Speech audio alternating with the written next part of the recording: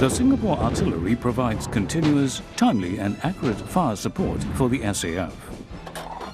To maintain its cutting edge, the artillery has over the years fielded a range of weapons to fulfill this role.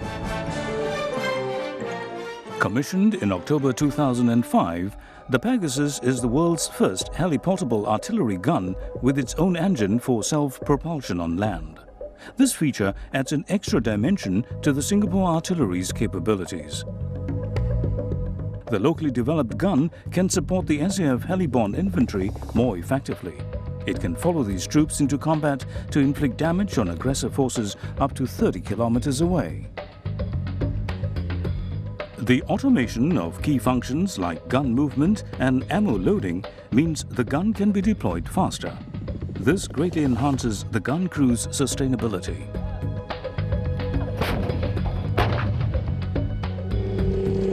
Capable of speeds of up to 50 kilometers an hour, the Primus is the sports car of today's artillery. This mobility means it is able to provide more responsive firepower in support of SAF operations and allows for a quick getaway after engaging its target. The armored chassis provides significant protection for the crew of 4 as it protects them from small arms and indirect artillery ballistic hits.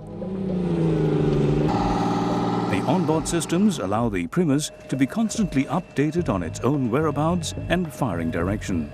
Its fully computerized weapon handling system gives it a higher rate of firepower. It is capable of firing a burst rate of 3 rounds in 20 seconds.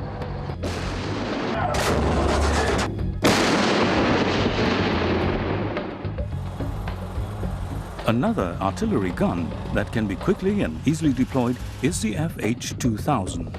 A 6-man crew is all it takes to get the gun ready for action. It can fire up to 6 rounds per minute for 3 minutes. It also has a longer range.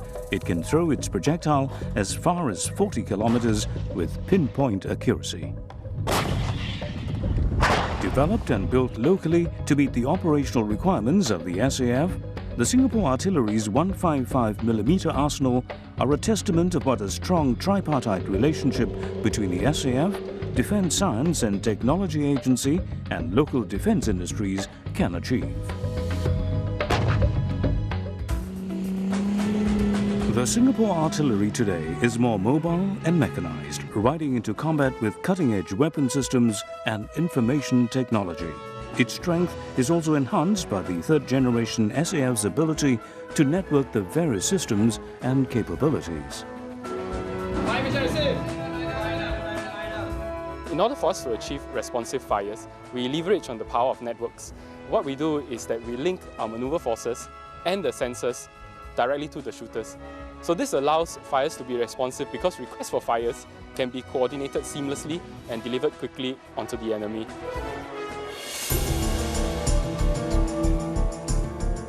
Exercise Wallaby 2006 was a large-scale air-land integrated exercise.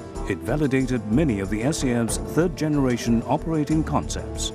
The exercise also tested the Singapore Artillery's capabilities in the 3rd-generation SAF's highly networked force.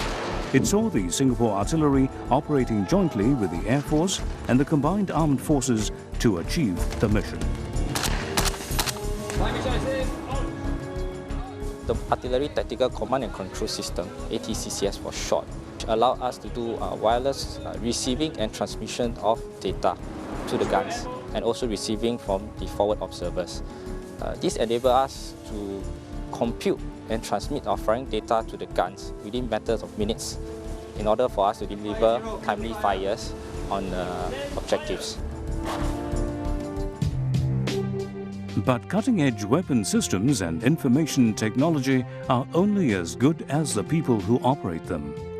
The Artillery Institute conducts a 13-week basic training course to equip these soldiers to handle the platforms they operate.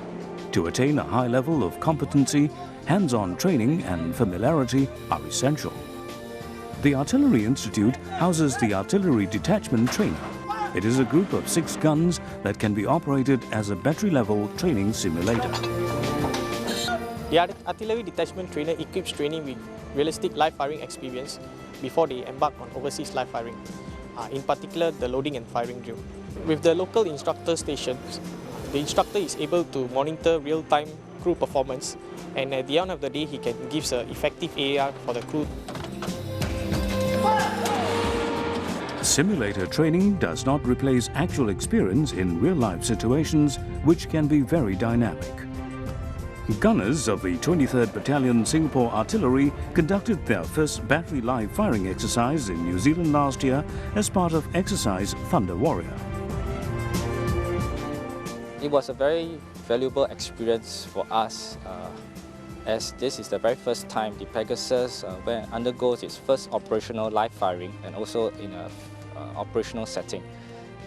It's also a good opportunity for us to validate its performance in areas like its firepower of performance and its accuracy. This is Exercise Thunder Warrior 2007. Held from 21st January to 10th February, the Singapore Artillery tested the effectiveness of a new operating concept, the Artillery Fire and Strike Battalion. The Artillery Battalion is equipped with different weapon systems to better support the missions. The annual exercise also saw mortar-tracked carriers conducting their first live firing overseas.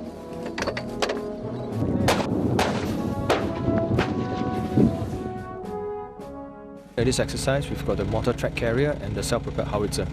At the same time, we'll be allocated assets like the radar, as well as the meteorological station, so that we can be a self-contained unit to be able to move out and support the missions.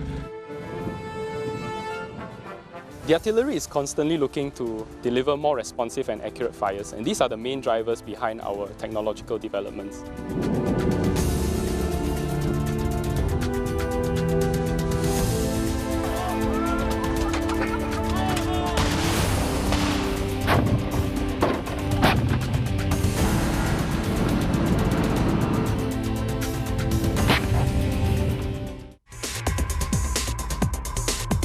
Here's the first question for this month's Defence Awareness Quiz. Look out for question 2 later in the program.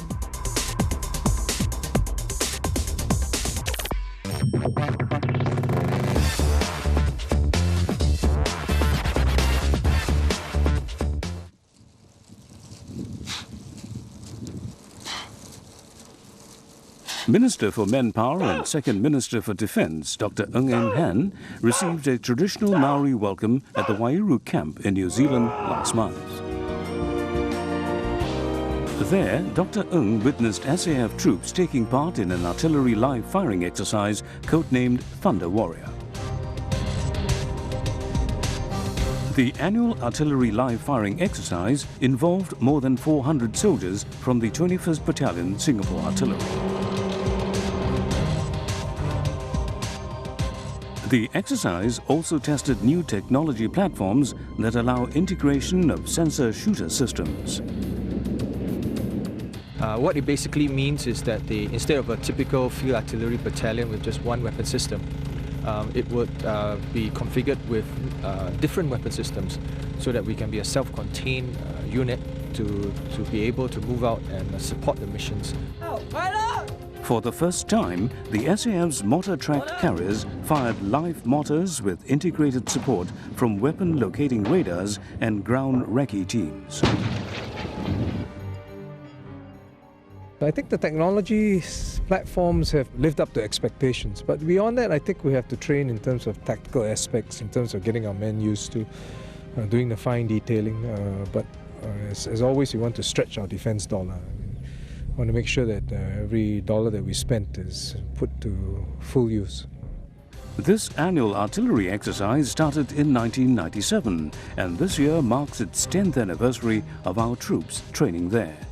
New Zealand Defence Minister Phil Goff reiterated the warm relations and close partnership between the two countries and armed forces. I think that demonstrates the partnership between our countries. We regard Singapore as our closest Asian defence partner. We have a long history of working together, but it's been a good partnership and a good friendship, and we're very happy to have your young men and women here with us at this time.